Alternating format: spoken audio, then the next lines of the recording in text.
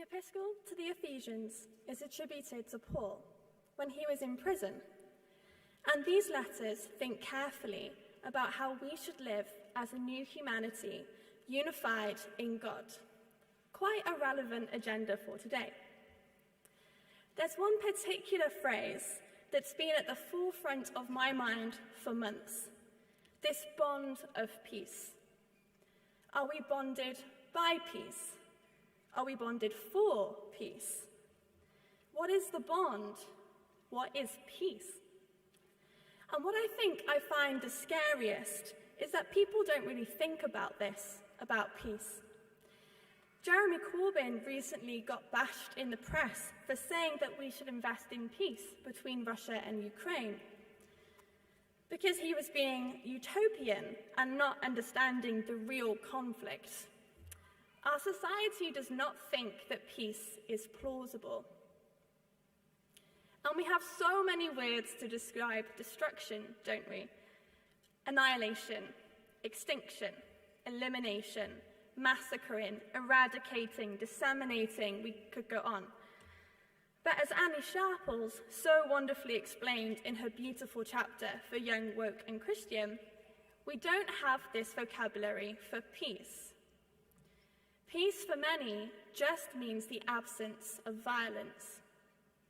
It doesn't have these connotations of fullness, love, grace, gentleness, oneness, or bondedness, as Paul draws out here.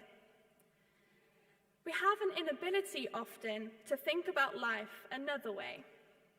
We've been fooled into thinking this way is the only way, that unionizing does nothing, that people do not deserve happiness if they're not contributing to the economy, or whatever that means, that the planet is here for us to abuse and use, and there's no other possible relationship that we could have with it.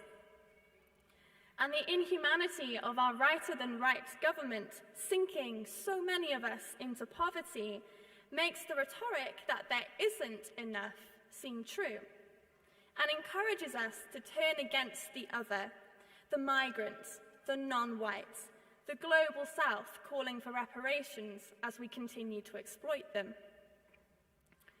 We are in a place of polarity, and this is where Paul's advice to seek humility, patience, and speak truth in love is so precious, but my goodness, it's so hard.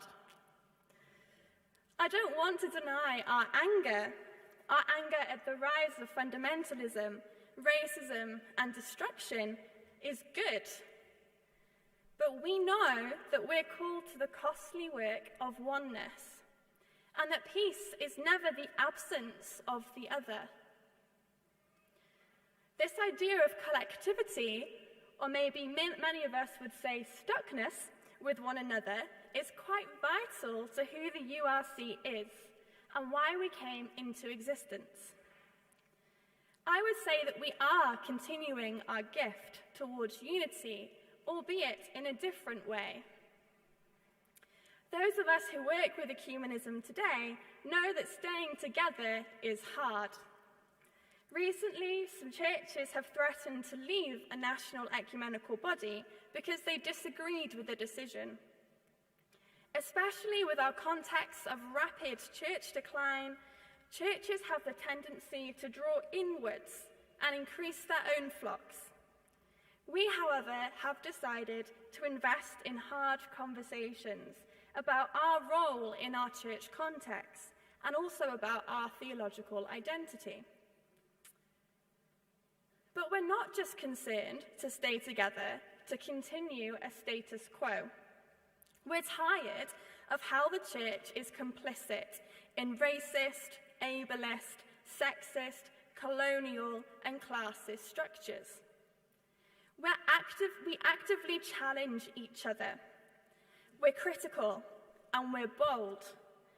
I actually think this idea of accountability, something that Bonhoeffer talked about quite a lot, is missing in ecumenism. Are we just together because togetherness is good? Is it good? What if that togetherness is actually stopping us from acting against climate change, against the cost of living crisis, against embracing our trans siblings, against embracing the illegal people who dare to get onto dangerous boats? And who is it that is together anyway? Tell me, who did Jesus spend his time with again? Our church structures in the UK hardly hold the voice of the oikumene, but including some of those other voices disrupts this institutional togetherness. But I think we get it. We're not scared of embracing messiness. We don't try and act like we're one perfect denomination that agree on everything and have ultimate divine insight. And you know what? I think that's really beautiful. We counterculturally invest in each other, believing that we can learn from diversity and trusting that we are all working for God's goal of life flourishing for all. We know we're going to change and that we won't look like this quite soon.